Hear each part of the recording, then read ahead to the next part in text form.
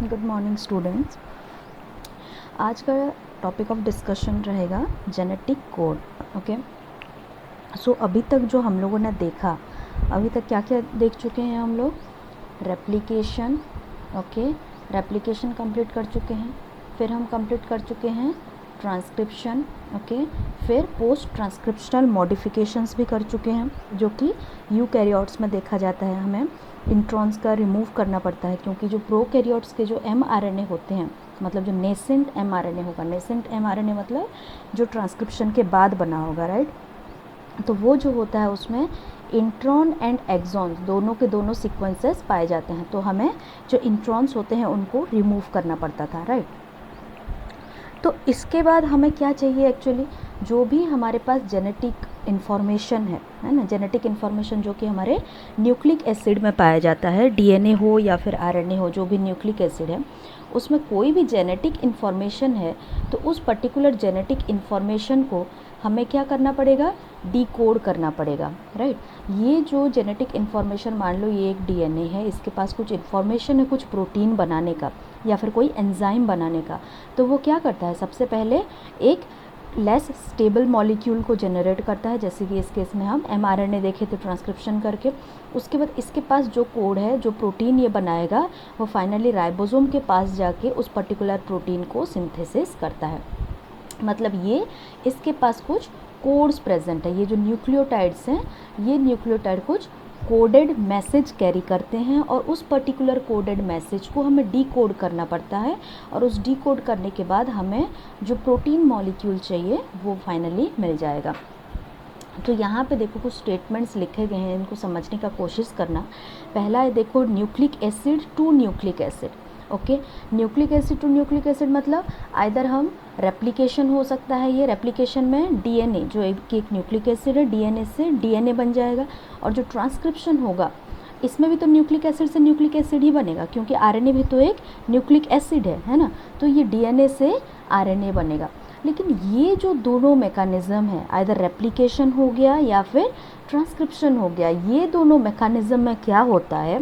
जो न्यूक्लियोटाइड्स होते हैं, है ना, न्यूक्लियोटाइड्स, हमारे जो 4 न्यूक्लियोटाइड्स पढ़े थे, ATGC, या फिर थाइमिन की जगह जो यूरासिल आ जाता है, राइट।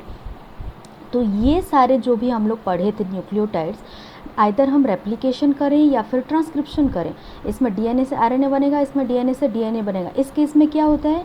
कम्प्लीमेंटरी, जो मतलब कम्प्लीमेंटरिटी बेस पेयरिंग जो होता है, उसी के अकॉर्डिंग ये पूरा का पूरा सिंथेसिस होता जाता है। टेम्पलेट से जो भी हम न्यू स्ट्रैंड बनाने का कोशिश कर रहे हैं, जैसे डीएनए से जब डीएनए बनता है रेप्लिकेशन में, डीएनए पॉलीमरेज क्या करता था? एक हमारे पास पेरेंट स्ट्रैंड होता था, और फिर उसी को देख देख के यहाँ पे क्या करता था? यहाँ पे मान लो A है तो यहाँ पे T आ जाता था, G है तो C आ जाता था। मतलब यहाँ पे कॉम्प्लीमेंटरिटी मेंटेन होता था, कॉम्प्लीमेंट्री बेस पेयरिंग्स के अकॉर्डिंग डीएनए पॉलीमर सिंथेसिस करता था। एज इट इज़ वैसे ही क्या होता था? ट्रांसक्रिप्शन में होता था, डीएनए से आरएनए, बस डिफरेंस ये था कि थाइमिन की जगह यहाँ पे यूरासिल हो जाता था। लेकिन अगर हम कोई भी न्यूक्लिक एसिड से अगर प्रोटीन बनाने का कोशिश करते हैं, राइट, न्यूक्लिक एसिड मतलब आइदर डीएनए या फिर आरएनए, कोई भी न्यूक्लिक एसिड, क्योंकि हमें फाइनली क्या चाहिए? प्रोटीन मॉलिक्यूल चाहिए। फाइनली तो हमें डिकोड, वही मैसेज तो फाइनली वही है, तो हमें डिकोड करना पड़ेगा, राइट। तो न्यूक्लिक एसिड से जब प्रोटीन बनेगा भाई, तो प्रोटीन में तो कोई इस तरह का न्यूक्लियोटाइड प्रेजेंट नहीं है ना, है ना। इस तरह का कोई भी न्यूक्लियोटाइड प्रेजेंट नहीं है, क्योंकि हम जो प्रोटीन बनाते हैं, प्रोटीन एक्चुअली क्या होता है? पॉलीमर ऑफ एमिनो एसिड्स होते हैं, राइट। ये है हमारे पॉलीमर ऑफ एमिनो एसिड।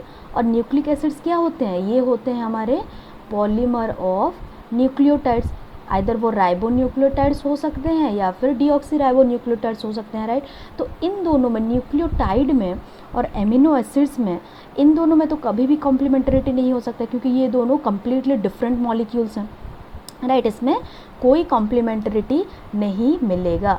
तो इसमें क्या होगा? इसके पास जो कोड होगा, हमें किसी तरह से इसको एमिनो एसिड में चेंज करना होगा, राइट। तो वही है हमारा जेनेटिक कोड। इसके पास जो न्यूक्लियोटाइड मॉलिक्यूल्स प्रेजेंट हैं, 2 न्यूक्लियोटाइड या फिर 1 न्यूक्लियोटाइड, ये सब एक एक कोड की तरह बिहेव करते हैं। कुछ एमिनो एसिड को ये कोड करेगा, राइट। इसमें जो इन्फॉर्मेशन होगा वो इसके लिए कोड करेगा, तब जाके फाइनली हमें एमिनो एसिड्स के सीक्वेंसेस मिलेंगे जिसे कि हम प्रोटीन कहते हैं। तो यहाँ पे एक डेफिनेशन लिखा गया है। वैसे तो एनसीईआरटी में तुम्हारे डेफिनेशन दिया नहीं है, लेकिन बाय मतलब तुम लोग के इन्फॉर्मेशन के लिए या फिर बाय चांस क्वेश्चंस आ जाते हैं व्हाट इज़ जेनेटिक कोड, इसी के लिए ये यहाँ पे एक डेफिनेशन लिखा गया है। तो यहाँ पे क्या है, it is the term, okay, ये टी है, इसमें ध्यान देना, it is the term used for the way that the 4 basis of DNA और आरएनए भी हो सकता है, ACGT और U भी लिख सकते हो, are arranged together in a way that the cellular machinery जैसे कि हमारे ribosome can read them and turn them into a protein. इसने क्या बोला है कि हमारे जो न्यूक्लिक एसिड प्रेजेंट है, न्यूक्लिक एसिड में जो बेसेस प्रेजेंट हैं वो बेस कुछ कोड करते हैं, ओके वो कुछ सीक्वेंसेस होते हैं जो हमारे ACGT हैं, ये कुछ सीक्वेंसेस ये कुछ कोड करते हैं और वो कोड को फाइनली हमारे जो राइबोसोम है वो डिकोड करके टर्न करता है किसमें, प्रोटीन में, मतलब एमिनो एसिड सीक्वेंस में इसको कन्वर्ट करता है।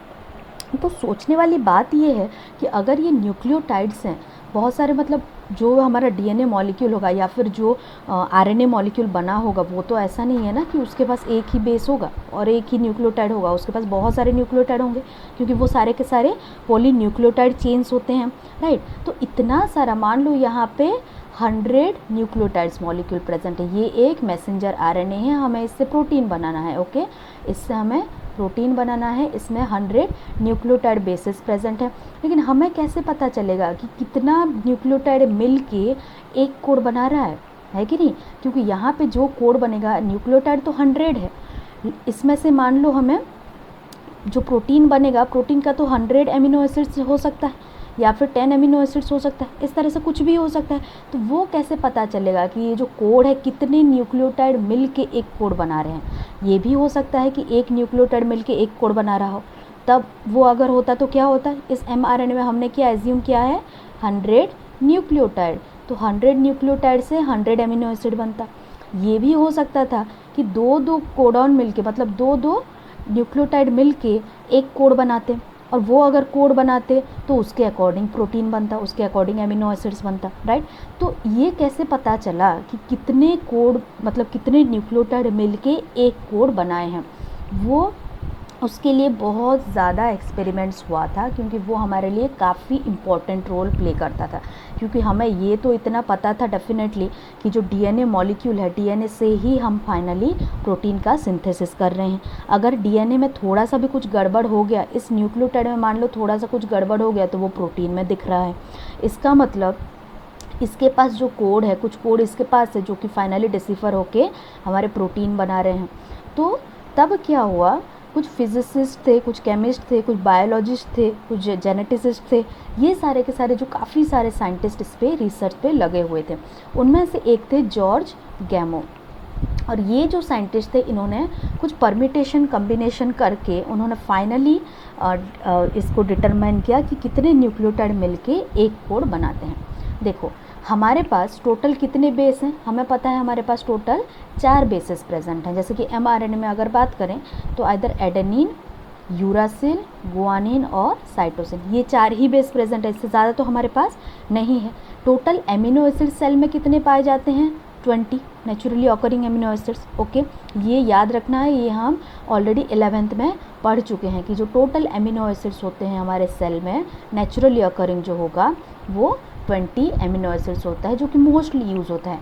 इससे भी कई सारे एमिनो एसिड्स मॉडिफाइड होते हैं, लेकिन जो सेल इमीडिएट सिंथेसिस करता है, मतलब mRNA से जो प्रोटीन का सिंथेसिस होता है इमीडिएटली, उसमें ये 20 एमिनो एसिड्स यूज़ होते हैं। तो अगर ये चारों कोड मिल के इन 20 एमिनो एसिड को बनाते हैं तो डेफिनेटली ये इंटरचेंज होते होंगे, ओके।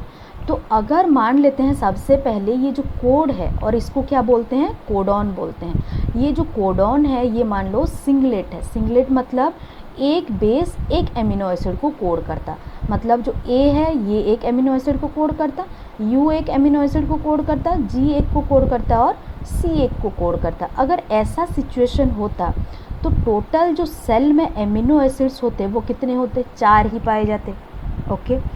क्यों, क्योंकि हमारे पास कोड जो मतलब बेस हैं वो तो 4 ही बेस हैं। अगर 4 बेस 4 अमीनो एसिड को कोड करते तो डेफिनेटली 4 ही पॉसिबल अमीनो एसिड होता, लेकिन हमारे पास अमीनो एसिड्स कितने हैं, 20 हैं। ये तो पॉसिबल हो नहीं सकता। ओके, मान लेते हैं कि डबलेट हो गया। अगर डबलेट हो गया इसका मतलब क्या है, 2 बेस मिला के एक अमीनो एसिड बनाएगा। ओके, अगर इस तरह से 2 बेस बना के एक अमीनो एसिड बनाता तो 2 बेस मान लेते हैं, एक एडेनिन है एक यूरासिल है, ये दोनों मिलके एक अमीनो एसिड बनाते। ओके, और बाकी 2 मिला और कोई 2 अमीनो एसिड मिल 2 बेस मिलके एक अमीनो एसिड, इस तरह से अगर बनाते तो क्या होता, 4 पावर 2 आ जाता, क्योंकि 4 हमारे पास बेस प्रेजेंट है और 2 को हम लोगों ने लिया है एक साथ। तो कितने आ जाते, टोटल 16 अमीनो एसिड्स आते, राइट। लेकिन 16 अमीनो एसिड अब भी हमारे पास 4 अमीनो एसिड का शॉर्टेज हो रहा है, क्योंकि हमें ये भी हम श्योर हैं कि टोटल अमीनो एसिड जो है वो 20 है सेल में। ओके, तो ये आ जाता कितना, अगर 2 को डबलेट करते तो कोडॉन, ये टोटल हमारे पास 16 आ जाता, जो कि सफिशिएंट नहीं है, हमारे पास 20 आना चाहिए था। अगर ट्रिपलेट कर लें कोडॉन को, मतलब 3 बेस मिलके एक कोडॉन बनाता और 3 ये जो बेस सीक्वेंस मिलके जो कोडॉन बनाया होता है, ये कोडॉन एक अमीनो एसिड को रिप्रेजेंट करता। अगर ऐसा केस हुआ तो क्या होगा, 4 पावर 3 आ जाएगा। अगर 4 मतलब 4 बेस हो गए और हमारे पास टोटल 3 कोडॉन 3 नाइट्रोजनस बेसिस मिला के एक कोडॉन फॉर्मेशन होता, तो उसमें क्या होता, 64 अगर होता तो देखो इसके बाद क्या करते हैं, क्वाड्राप्लेट करते हैं। क्वाड्राप्लेट में क्या होगा, 4 बेस मिलके एक अमीनो एसिड बनाते। अगर ये सिचुएशन होता तो कितने टोटल अमीनो एसिड्स होते, 256। अब देखो हमारे पास सेल में है 20 अमीनो एसिड, अगर सिंगलेट करेंगे तो 4 होगा, जो कि बहुत ही कम है, पॉसिबल ही नहीं है। अगर डबलेट करेंगे तो 16 होगा, कम है, टोटल अमीनो एसिड से कम है, मतलब ये तो पॉसिबल हो ही नहीं सकता, बाकी 4 अमीनो एसिड जाएंगे कहाँ, है ना। तो उसके बाद अगर हम लोग क्वाड्राप्लेट करते हैं तो 256, अगर 20 और 256 को देखोगे तो नियरली 10 टाइम्स ज़्यादा है, राइट। तो 10 टाइम्स ज़्यादा अमीनो एसिड कहाँ से लाओगे, उतना ज़्यादा भी पॉसिबल तो है नहीं। उसके बाद क्या होगा, ट्रिपलेट को देखो, ट्रिपल आवर देखेंगे तो 64 आ रहा है। ये नियरली तो नहीं बोल सकते 20 का, लेकिन 16 से तो बेटर है कि नहीं, 16 से ये बेटर आएगा, क्योंकि 16 तो कम है ना, 20 से तो कम है, लेकिन 64 20 से ज़्यादा है। और अगर 256 को देखोगे क्वाड्राप्लेट वाले कंडीशन में, तो ये काफ़ी ज़्यादा हो जाता है। तो ये तो पॉसिबल होगा नहीं और ये भी पॉसिबल होगा नहीं, तो मोस्ट फिजिबल वाला कौन सा है, 64। अब मान लो 64 टोटल जो है हमारे पास जो कोडॉन्स होते हैं, मतलब ट्रिपलेट करके टोटल हमारे पास मान लो 64 कोडॉन प्रेजेंट हैं, और ये 64 कोडॉन मिल के 20 एमिनो एसिड्स को रिप्रेजेंट करेंगे। इस तरह से अगर मान लें तो फिर इसको कैसे देख सकते हैं, देखो अगर 3 कोडॉन मिल के एक एमिनो एसिड को रिप्रेजेंट करता, ओके, ये एक एमिनो एसिड हो गया, और दूसरा 3 कम्बिनेशन मिला के कोई दूसरा एमिनो एसिड को कर लेता। टोटल एमिनो एसिड कितने हैं, टोटल एमिनो एसिड तो हमारे पास 20 ही हैं, लेकिन अगर 64 टोटल हमारे पास फिजिबल कोडॉन्स मिल रहे हैं और पॉसिबल एमिनो एसिड्स हो रहे हैं, इसका मतलब कुछ कोडॉन्स डेफिनेटली रिपीट हो रहे होंगे, राइट। जैसे कि अब हम लोग, अगर तुम लोग को एनसीईआरटी में एक पर्टिकुलर टेबल दिया हुआ है कोडॉन का, जो टेबल दिया हुआ है उसमें अगर ध्यान से देखोगे 4 का कॉम्बिनेशन करके वहाँ पे दिया गया है, तो उसमें तुम लोग को समझ में आ जाएगा कि कुछ कोडॉन्स जो होते हैं वो रिपीट होते हैं एमिनो एसिड्स के लिए, ओके। तो हमारे पास टोटल कितने कोडॉन्स मिल जाएंगे, ऐसे करके 64 कोडॉन्स मिल जाएंगे। ये जो 64 कोडॉन्स हैं, मतलब 64 हमारे पास कॉम्बिनेशन मिल गए, इन चारों को मिला के ऐसे अरेंज करो कि ये लोग 64 अलग अलग कॉम्बिनेशन मिल रहे हैं, और ये 64 अलग अलग कॉम्बिनेशन जो मिल रहे हैं वो सबको मिला के कितने एमिनो एसिड्स टोटल हो रहे हैं, 20 एमिनो एसिड को कोड कर रहे हैं। तो अगर 64 different codons, okay, 64 different codons मिल के अगर 20 एमिनो एसिड को कोड करेंगे, तो डेफिनेटली कुछ कोडॉन्स क्या होंगे, मतलब 3-4 कोडॉन मिल के भी कभी कभी एक एमिनो एसिड को रिप्रेजेंट करते हैं। समझ में आ रहा है, क्योंकि ये टोटल 64 कोडॉन्स हैं, 20 एमिनो एसिड्स हैं। ये कोडॉन काफ़ी सारे हैं, एमिनो एसिड कम है। तो कभी कभी क्या हो सकता है कि 2 या 3 या 4 कोडॉन मिलके एक पर्टिकुलर एमिनो एसिड को भी ये रिप्रेजेंट कर सकते हैं। ओके, तो फाइनली जॉर्ज गैमो ने ये परम्यूटेशन कम्बिनेशन का कॉन्सेप्ट और थ्योरी यूज़ करके उन्होंने क्या डिसाइड किया था, मतलब उन्होंने क्या जो कंक्लूज़न दिया था कि हमारे जो कोडॉन्स होते हैं वो ट्रिपलेट होते हैं। ट्रिपलेट होते हैं मतलब हमारे जो न्यूक्लिक एसिड है, जो न्यूक्लिक एसिड में हमारे बेसेस प्रेजेंट हैं, 3 न्यूक्लियोटाइड बेस मिला के एक एमिनो एसिड को रिप्रेजेंट करते हैं।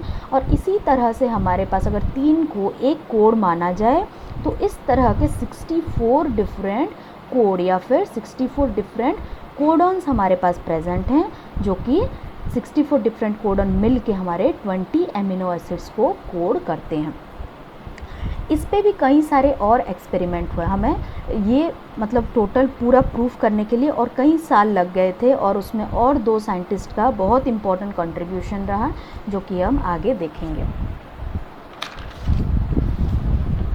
देखो, और 2 साइंटिस्ट थे जो कि Hargobind Khorana and Marshall Nirenberg.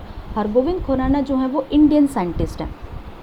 वो अभी जो एरिया हमारे लाहौर में है, पहले ये 1947 आई गेस 1945 और 47 के आसपास इन्होंने ये डिस्कवरी किया था।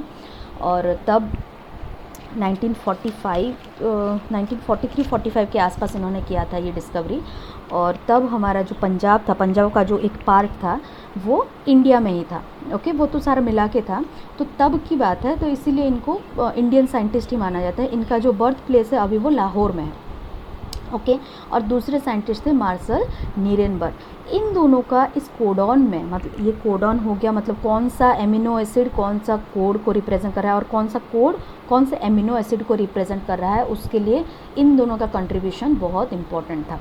तो इन्होंने क्या किया था, देखो अब हमें क्या पता करना है कि अगर मेरे पास 3 मतलब एक कोडॉन है जिसमें कि 3 बेसेस प्रेजेंट है, जैसे कि मान लो मेरे पास है AU U, ये 3 मिला के क्या होगा, एक कोडॉन होगा। ओके, ये तीनों मिला के एक कोडॉन होगा। तो ये जो AUU कोडॉन है, ये कौन सा एमिनो एसिड को रिप्रेजेंट कर रहा है, मुझे कैसे पता चलेगा, राइट? इसके लिए मुझे काफ़ी सारे एक्सपेरिमेंट्स करने होंगे।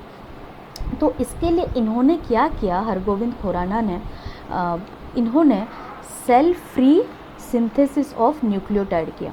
सेल फ्री सिंथेसिस मतलब नॉर्मली हमारे जो सेल्स होते हैं, सेल के अंदर क्या होता है, पॉली न्यूक्लियोटाइड चेन का सिंथेसिस होता है, राइट? पॉली न्यूक्लियो, जैसे कि हमारा DNA से DNA का सिंथेसिस होना और DNA से RNA का सिंथेसिस होना, ये सारे के सारे सेल के अंदर होते हैं, जो कि एक टेम्पलेट डिपेंडेंट मैनर में होते हैं।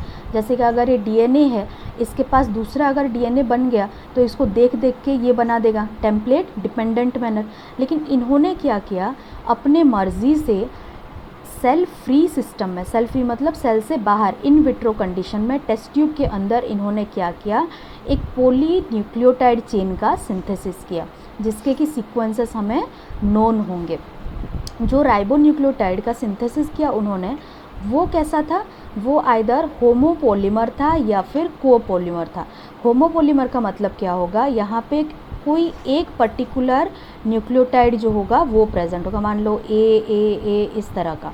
ओके, तो अगर हम सेल फ्री सिस्टम में कर रहे हैं, इसका मतलब हमें ये जो न्यूक्लियोटाइड है, नंबर ऑफ़ न्यूक्लियोटाइड्स भी हमें पता होगा कि हमें 100 न्यूक्लियोटाइड्स ऐड करना है या फिर हमें 90 न्यूक्लियोटाइड्स ऐड करना है, 10 करना है, वो तो सारा उस पर्टिकुलर साइंटिस्ट के ऊपर ही डिपेंड करेगा कि उनको कितना न्यूक्लियोटाइड्स चाहिए। ओके, उसके बाद ये हो गया हमारा होमोपोलीमर, मतलब एक पर्टिकुलर मॉलिक्यूल को, एक पर्टिकुलर बेस को कंटिन्यूअस मैनर में ऐड करते जाना।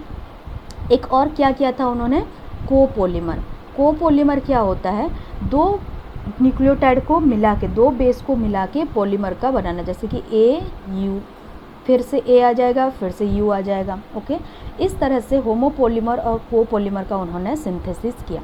अब हमें पता है कि जब सेल के अंदर, न्यूक्लियस के अंदर, सेल के अंदर जब रेप्लिकेशन या ट्रांसक्रिप्शन होता है तो उसमें क्या होता है, एंजाइम चाहिए होता है डेफिनेटली। ओके, जब भी पॉलीमराइजेशन प्रोसेस होगा तब एंजाइम चाहिए होगा।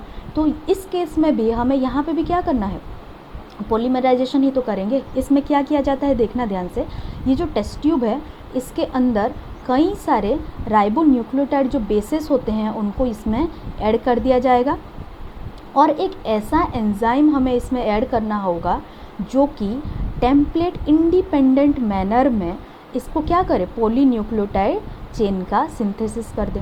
क्यों? क्योंकि जब सेल के अंदर होता है, आइदर वो रेप्लिकेशन हो या फिर ट्रांसक्रिप्शन हो, दोनों के दोनों क्या होते हैं, टेम्पलेट डिपेंडेंट मैनर होते हैं। ओके, क्यों? क्योंकि डीएनए को देख देख के ये बनाया जाता है।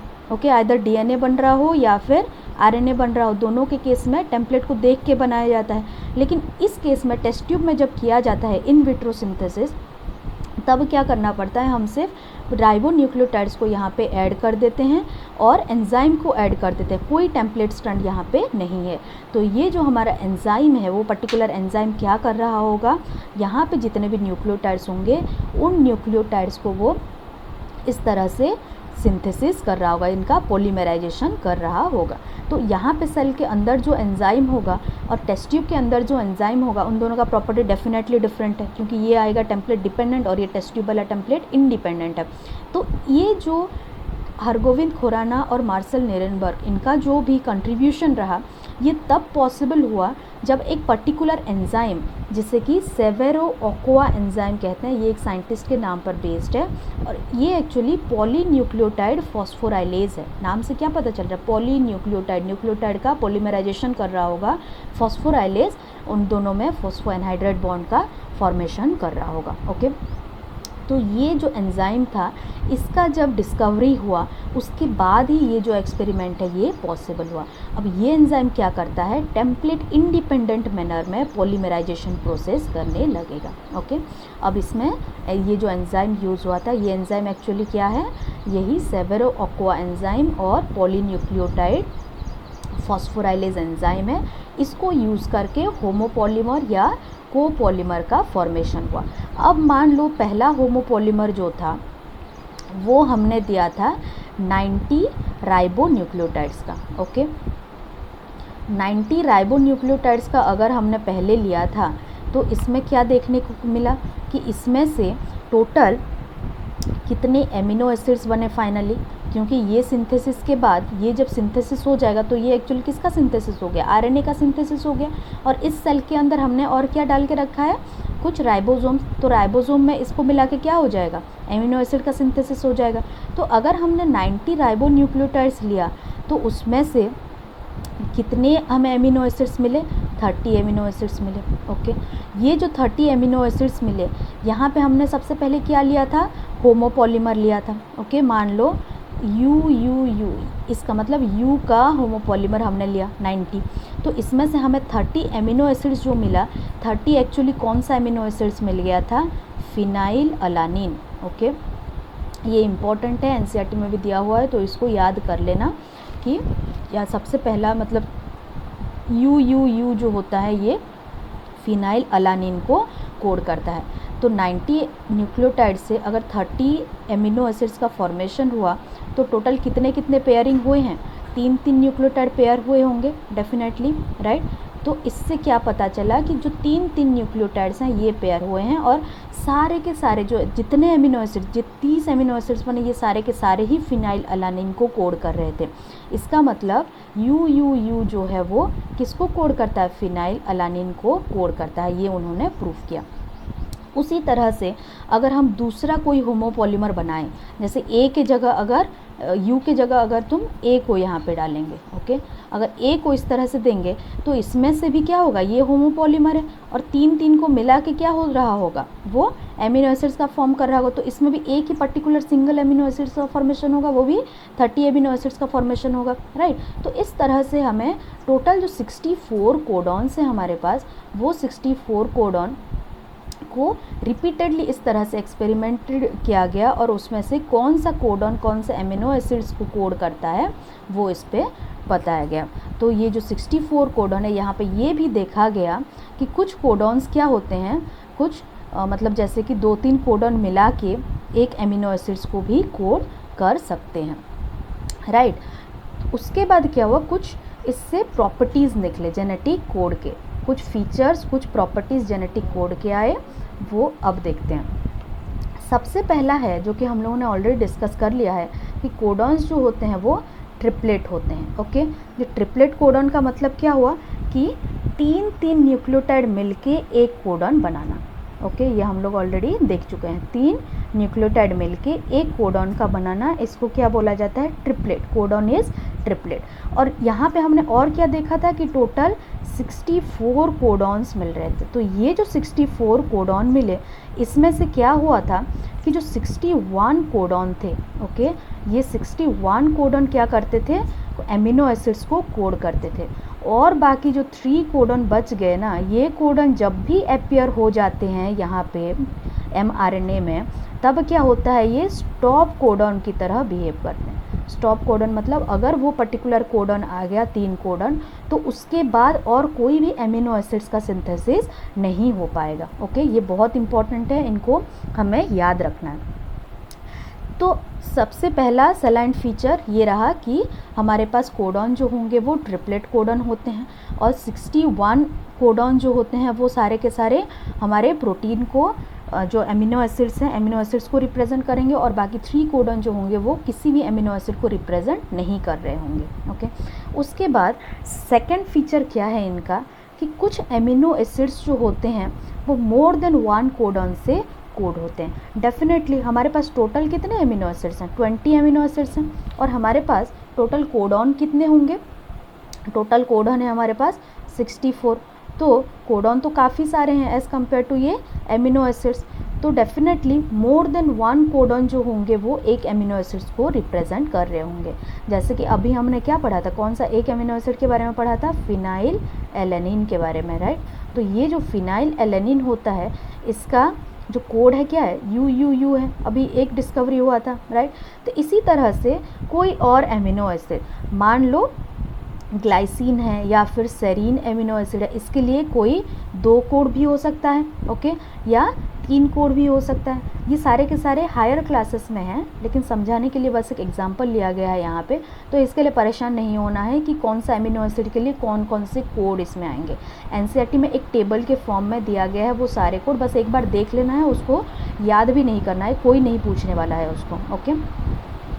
उसके बाद देखते हैं कि इसको एक्चुअली क्या बोला जाता है। एक एमिनो एसिड जो है मोर देन 1 कोडॉन से कभी कभी रिप्रेजेंट हो सकता है, और इसी को क्या बोलते हैं, डीजेनरेट, ओके। कोडॉन का डीजेनरेट होना मतलब मोर देन 1 कोडॉन एक एमिनो एसिड को कोड करता है, इसको क्या बोला जाता है, डीजेनरेसी ऑफ जेनेटिक कोड भी बोलते हैं इसको। तो ये पॉइंट जो है बहुत इम्पोर्टेंट हो जाता है, डीजेनरेसी ऑफ जेनेटिक कोड भी बोला जाता है। उसके बाद देखते हैं थर्ड जो इनका सेलाइन फीचर है, थर्ड फीचर क्या बता रहा है, देखो थर्ड फीचर ये बताता है कि जो कोडॉन्स होते हैं वो कंटिन्यूस मैनर में रीड होते हैं। अब मान लो हमारे पास एक कोडॉन है AUG UUU, फिर GAU, इस तरह से एक हमारे पास प्रेजेंट है mRNA का न्यूक्लियोटाइड चेन। ये जो कोडॉन्स होंगे ये कैसे रीड होंगे, AUG UUU GAU, इसी तरह से यूज होंगे, इनके बीच में कोई कॉमा नहीं होगा, कोई पंक्चुएशन नहीं होगा, ये पूरे के पूरे इसी तरह से लिखे भी जाएंगे और इसी तरह से इनको पढ़ा भी जाएगा। इसीलिए इसको क्या बोला जाता है कि कंटिन्यूस मैनर में विदाउट एनी पंक्चुएशन इनको रीड किया जाता है। उसके बाद क्या है, फोर्थ पॉइंट जो है, फोर्थ जो हमारा सेलाइन फीचर है वो क्या है कि जो कोड है हमारे पास वो नियरली यूनिवर्सल है। अब यहाँ पे ध्यान देने वाली बात ये है कि लिखा गया नियरली यूनिवर्सल।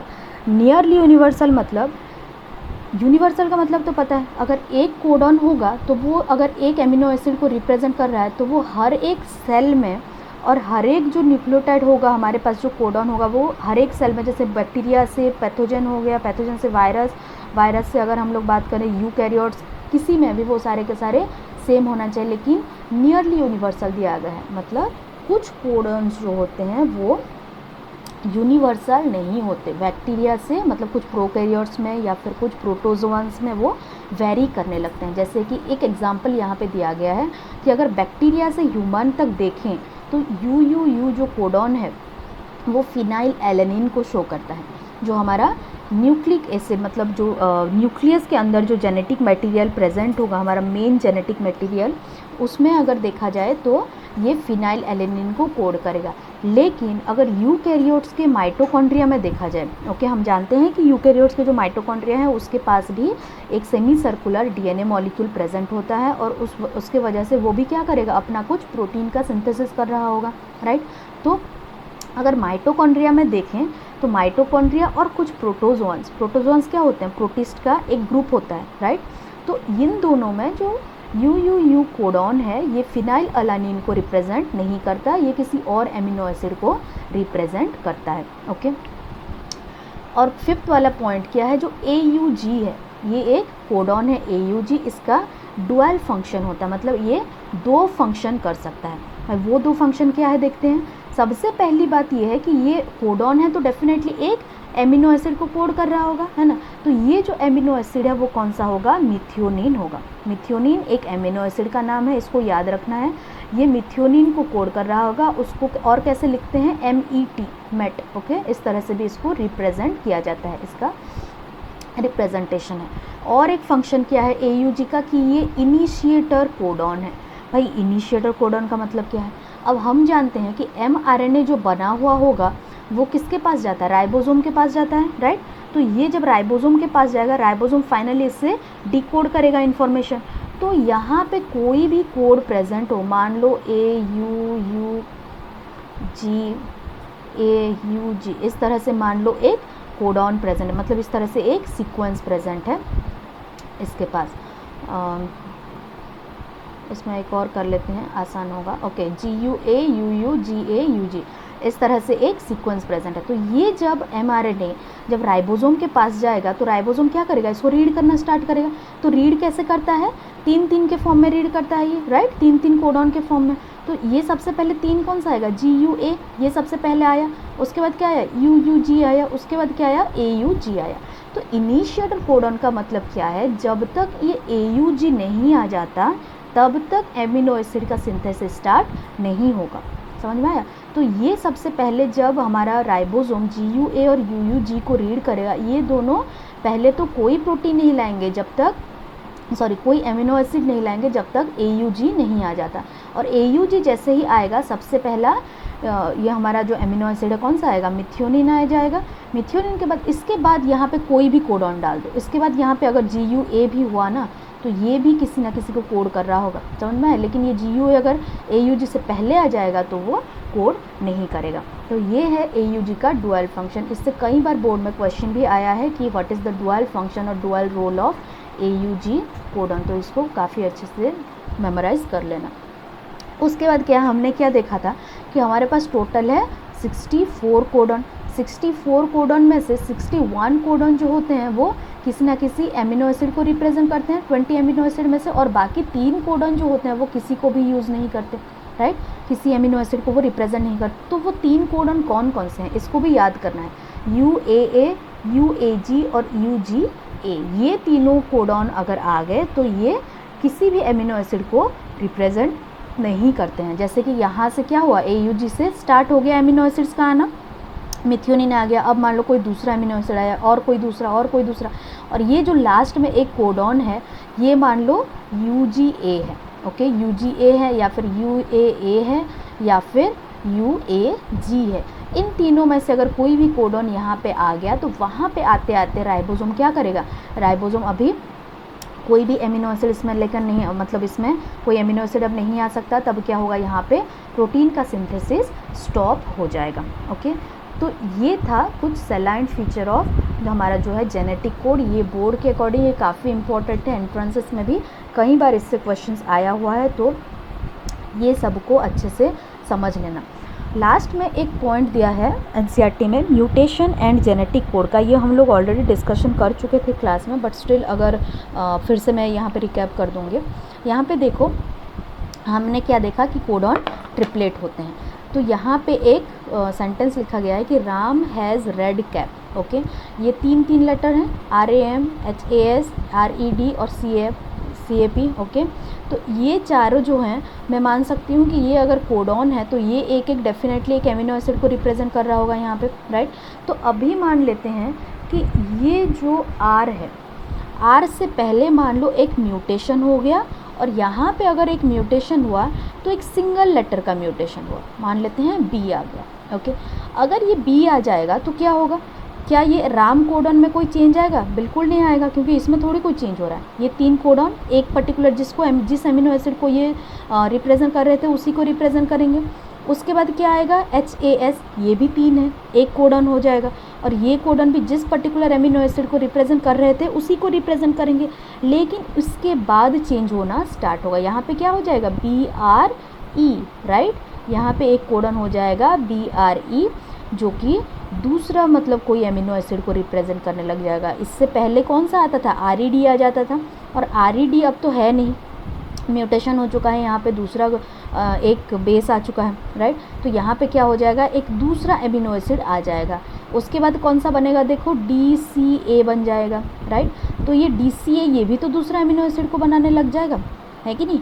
तो इस तरह से जहाँ पे म्यूटेशन हुआ उससे पहले तो कोई चेंज नहीं आएगा एमिनो एसिड में, उसके कोडॉन्स में, लेकिन वहाँ से क्या होगा, एमिनो एसिड्स और जो कोडॉन है उसमें चेंजेस आने लग जाएंगे, और यहाँ से जो प्रोटीन और जो एमिनो एसिड का सीक्वेंस बनेगा वो कम्प्लीटली डिफरेंट सीक्वेंस बन जाएगा। ओके, अब देखते हैं कि अगर यहाँ पे देखो, यहाँ पे मैं स्लोली कर रही हूँ, थोड़ा एडजस्ट कर लेना। तो ये B है, इस तरह से यहाँ पे मान लेते हैं कि और 2 म्यूटेशन हुआ, B, I और G, 3 लेटर आ गए। ओके, यहाँ पे अगर 3 म्यूटेशंस हुए और BIG नाम का एक और वर्ड आ गया और 3 लेटर्स आ गए, तो इसमें क्या होगा, RAM, Ram as it is रहेगा, HAS ये भी एज इट इज़ रहेगा। लेकिन जो BIG है ये क्या करेगा, ये 3 है तो एक एमिनो एसिड को रिप्रेजेंट करेगा।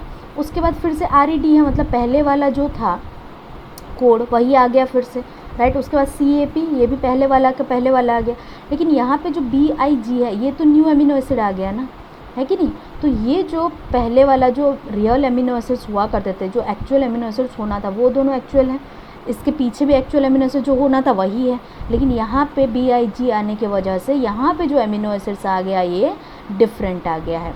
तो अगर 3 रिप्लेसमेंट होते हैं, 3 म्यूटेशंस, पॉइंट म्यूटेशन, राइट, 3 अगर हो जाते हैं तब क्या होता है, वो एक न्यू एमिनो एसिड को उनके बीच में लेके आ जाता है।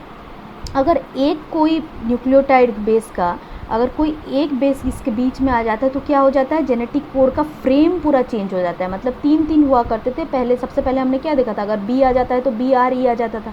तो ये जो है अगर एक आ जाता है तो फ्रेम का शिफ्टिंग हो जाता है, राइट। उसी तरह से यहाँ पे 3 कोड का अगर मतलब एक कोड जो 3 बेसिस हैं, ये 3 बेसिस अगर आ जाएंगे, ऐड हो जाएंगे, तो एक न्यू एमिनो एसिड का एडिशन हो जाएगा। अगर मान लो ये BIG ना आके ये HAS यहाँ पे डिलीट हो जाता, तो ये अगर HAS यहाँ पे डिलीट हो जाता तो क्या हो जाता, ये एक एमिनो एसिड ही यहाँ से डिलीट हो जाता। तो यही एक सेंटेंस में NCERT में दिया हुआ है कि किस तरह से म्यूटेशन के वजह से जो हमारे जेनेटिक कोड में चेंजेस आते हैं और वही फाइनली जो एमिनो एसिड्स है उनका भी चेंजेस करने लग जाता है। उसको ध्यान से रीड कर लेना, होप कि समझ में आ गया होगा ये सब।